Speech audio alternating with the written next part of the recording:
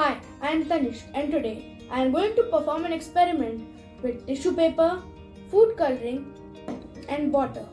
I will pour water in only one of the glass.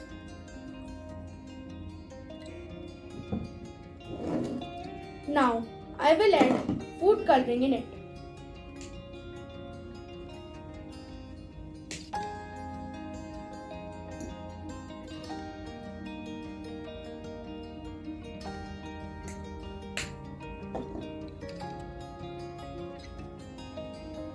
Now I am going to take the tissue paper, fold it like this,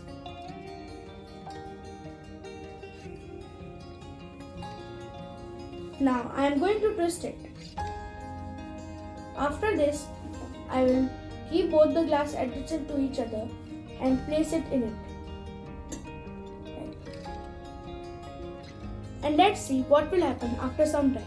Few minutes later. As you can see that the water is moving slowly towards the other end of the tissue paper in the second glass.